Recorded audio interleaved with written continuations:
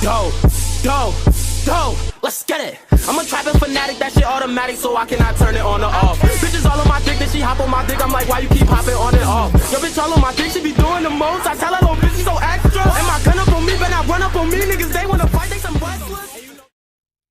Naruto prepares himself for this battle, grabbing his blade from the ground. I'll make this easy for you, and I'll only use one of my hands. Neji calls this impossible, but feels something on his back. It was Naruto, leaning on him while smiling. Is it now? Neji turns, swinging his palms, only to be kicked in his side. Come on, Neji. Make this fun for me. He's insanely fast. Just how am I supposed to defend against that speed? Neji activated his Byakugan, only to be kicked in the chin by Naruto. Trust me, you'll need those eyes for this battle. Is that so? Neji changes his stance, making him more defensive, and Naruto throws his blade towards him. 360 palm rotation. It deflects the blade, sending it back to Naruto, cutting him on the cheek. He feels the blood sliding down his face, so he smiles. So this is your real strength, within your defense. But just how long can you defend? Naruto walks over, picking up his blade. Let's do this. He rushes in, swinging it, only to have it blocked over and over again by Neji. Naruto continued, not giving up at all. This is pointless, Naruto. You can't break through my defense. Those watching then noticed that Naruto's chakra flared up and condensed itself within his blade. Then Azuma's team turned to him. What? Oh, that? He's basically my younger brother. Of course I had to teach him. Naruto now swings down the blade and it clashes with Neji's defense, making the Hyuga stagger. What was that? He can't possibly be breaking through it. This is the ultimate defense. Naruto continues to laugh while slowly breaking through Neji's defense until it's fully broken. He cuts the young Hyuga's across his chest before kicking him to the ground. This is for Hinata. Naruto goes to stab into the ground but is stopped by the proctor who protects Neji by parrying the blade. That is enough. Naruto Uzumaki is the winner. The crowd cheers for the prodigy, and Naruto walks off, heading to the stands. If you want to change your destiny so damn bad, then get stronger. Only the strong are allowed to change their circumstances. The next match is Temari versus Shikamaru. And that goes the same, as now we have Sasuke versus Gaara, which eventually leads to the Konoha Crush. As the Genjutsu is placed in the exam arena, Naruto turns to the third Hokage, who gives him the okay. Naruto jumps down, telling Sasuke to keep him distracted, and Sasuke asks how, but Naruto replenished his stamina and his chakra. Alright, I think I can do that. He creates several clones to help the young Uchiha contain the One-Tails Jinchuriki.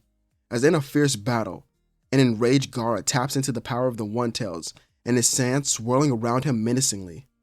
Naruto and Sasuke stand side by side, ready to face this formidable opponent. Naruto quickly creates multiple clones again, while Sasuke activates his Sharingan, analyzing Gaara's movements. The clones display remarkable coordination and engage Gaara head-on. With swift agility, they attack from all angles, launching kunai and shuriken. Gaara's sand then deflects all the projectiles effortlessly, but the clones continue their assault, their attacks relentless. Sasuke, utilizing his lightning-based jutsu, unleashes a series of lightning-infused strikes, mainly the Chidori, aiming to disrupt Gaara's control over the sand. His lightning jutsu, another one that he had learned, cracks through the air, causing Gaara's sand to momentarily falter. Seizing the opportunity, Naruto's clones strike with concentrated force, aiming to weaken Gaara even further.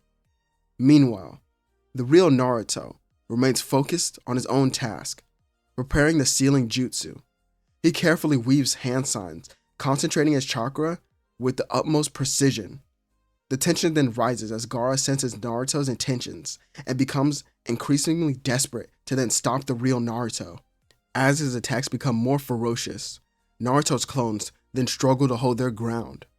The sand whips around, creating a formidable barrier. But the clones stay persistent, working together to find the vulnerables in Gaara's defense. Sasuke, on relying on his Sharingan and his lightning and fire-style jutsu. Strategically, the clones would support him, as finally, Naruto completes the sealing jutsu, a potent technique capable of restraining even the most powerful of adversaries. As with a burst of energy, Naruto unleashes the jutsu, targeting Gaara directly. The sealing energy surrounds Gaara, momentarily immobilizing him. As taking advantage of this critical moment, Naruto's clones and Sasuke unleash their devastating attacks. The clones combine their strength, using a Rasengan, while Sasuke launches a Chidori, as the two attacks somewhat combine, creating an explosion in the area. This was too much for even Gaara to withstand, as overwhelmed by the relentless attacks, his control over the One-Tails, or the One-Tails' control over him, were completely weakened, and he passes out, exhausted and defeated. Naruto's sealing jutsu was now taking full effect, successfully sealing away the remains of the One-Tails' power, allowing Gaara to not hear the voices within his head anymore. The rest of the shinobi are still at work, defending the Leaf Village, so Naruto and Sasuke go to do the same, with Naruto heading deep into the heart of Konoha, as Sasuke goes to the outskirts. Naruto looks ahead, seeing the battle between Orochimaru and Hiruzen, running to his grandfather's aid. He's then kicked in the chest by a red-headed girl. "Sorry, but I can't let you interfere with our plans." Naruto looks at her, as she pushes her glasses onto her face. That red hair, and those eyes, and guessing by your chakra, you're an Uzumaki as well, aren't you? She didn't even notice that Naruto was the same as her, as she thought they were wiped out. Naruto nods, as he says, that must mean there's more besides the two of them. Naruto places his hand out, telling her to join him instead. They can find their clan together. Karin ponders this for a moment, but is shocked, and she's knocked out by a shadow clone. This clone takes her to the home of Naruto, tying her up until he would return. Now, for the battle between Orochimaru. The barrier is then broken by Naruto, who kills Jirobo, a member of the Sound Four. The blade of Orochimaru then gets closest to the face of Hiruzen, but is parried by Naruto's own. "Let's finish this, Gramps." Naruto enters his own QB state, with Lord Third summoning Monkey King Enma. This is how the two of them decide to deal with Orochimaru, the Snake Sanin. From this point, he didn't stand a chance, because whenever Hiruzen had an opening, Naruto covered it, and with Naruto showing off some of his new techniques, such as the Rasengan, they defeat Orochimaru quickly. Hiruzen still thinks of him as his old student, but Naruto cuts his head clean off with his chakra-coated blade. Keeping him alive would do nothing but hurt us. Hiruzen sighed, but quickly realized that Naruto was right. Eventually, the fighting had died down, and the Konoha Crush had ended with the victory of the Leaf Village. With the Leaf now being rebuilt, and they're planning their next move, Hiruzen thought of who could be the next Hokage. Of course, Danzo wanted to take the position for himself, but Hiruzen had two others in mind. Each was one of his students, but Jiraiya had denied once again, stating that Tsunade would be a better fit for the job. So, he decides to take Naruto with him in order to find Tsunade. But where was Naruto? We see the young Uzumaki standing within a dark room, sitting across from him would be Karin. "You know, you should be thankful I untied you." "Yeah, but you're also the one who knocked me out, so I should try to kill you now." "There was no time then, but since you're here, I guess I'll show you this." Naruto shows her a scroll that she would catch, which revealed something special within it that even Karin didn't know about. She asked if it was real, and Naruto nodded, which caused her to join him, not as an ally, but as a shinobi who had the same goals as him. Naruto is later found by Jiraiya, who tells them of his mission, and Naruto nods, heading out with him. He leaves Karin in the hands of Konohamaru, who plans to follow her and keep track until Naruto returns. On their journey to find Tsunade, The two of them, of course, run into the Akatsuki pair, as Naruto remembers the face of Itachi when seeing him. This instantly causes him to be on the offensive, using the techniques he already knows. He could put up a decent fight. Still, it is Itachi and Kisame, and all they can do is stall until Jiraiya would arrive. This is where the two are forced to flee once they see Jiraiya within his Sage mode, as the only reason he used it here was due to Itachi actually wanting to fight them. Still, once they were forced to leave, they had to take Sasuke to the Leaf Hospital and then continued their search for Tsunade, later encountering her drinking at a bar where she refuses to become the Hokage. She explains that it's a no-good position for those who just want power and do nothing good with it. Naruto stays silent, which shocks not only her, but Jiraiya. The boy then stands looking at the woman while also bowing.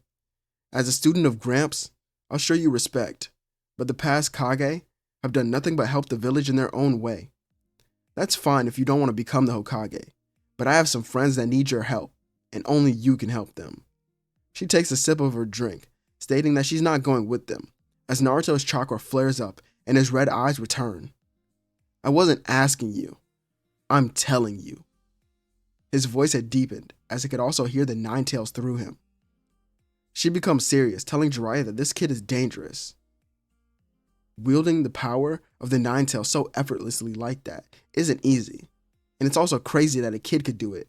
But if Jiraiya is his master, then it makes sense that he would know something like that.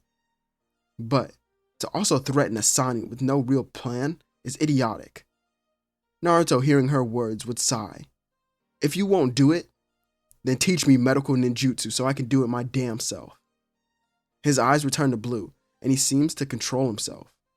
Tsunade refused this offer since Kabuto had approached her asking her to help revive Orochimaru, as in exchange, he would revive someone from her own past with the help of Orochimaru. The next day, she goes to meet with him, but refuses the offer and is surrounded by the remaining sound shinobi. They rush in attacking her, but Naruto and Jiraiya would arrive. So this is the remains of what that man left. I'll destroy it all. Multi-shadow clone jutsu. The clones of Naruto go on the attack, completely demolishing the Sound 4, Kabuto, and even Kimimaro. As with this, the grass or the Sound Village has no more real members, as those who were left revert to rogue ninjas or just simple bandits. And since she was saved by Naruto, she also saw her brother and lover within his eyes through his determination. So she decides to return to the Leaf Village, but this was only to heal his friends and train him. After this, she had planned to leave. Naruto nods, thanking her, as the group will return to the Leaf later on. As Tsunade first goes to the hospital, healing Kakashi, Sasuke, Hinata, and Rock Lee. She stated to Hiruzen that she still wouldn't become the Hokage, but she does plan to train the future one in Naruto, as Jiraiya claims he would do the same, as their training isn't done either. Instead of him being the one to leave the Leaf Village, here, it's Sasuke and Kakashi. Both realizing that Itachi is far out of their league, they need to become even stronger, as well as unlocking more of the Sharingan's true power. Everyone says their goodbyes to Sasuke, with Naruto promising to have a friendly match upon his return. The young Uchiha tells him not to count on it, as when he comes back, Naruto won't stand a chance. From this point on, we'll enter the time skip to Shippuden. But during this 2 years of training, Naruto learns everything he can from Tsunade as well as Jiraiya. Plus, he still does his training with Azuma, Hiruzen, and even Danzo. These 5 mentors build Naruto into the incredible shinobi that he becomes, as he becomes a Jonin just 2 years later, which would make him the youngest one doing so at age 14. The techniques and strategies he would learn are also incredible, as during the time skip, it also seems that Karin and him formed a bond, similar to the one that she had with Sasuke. However, Naruto seemed to care more about it, but he was still focused on his goal. But what was that? A night like many others before. The moon was full, and now red hair was seen swaying in the wind.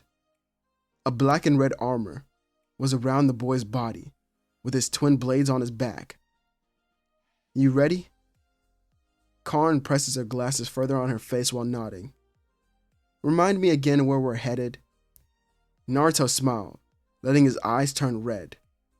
A land between the stone and the sand village. It stated within that scroll that it's a land that's empty, barren. Due to the harsh conditions of both settlements combining, the rocks and sand become red because of the sun.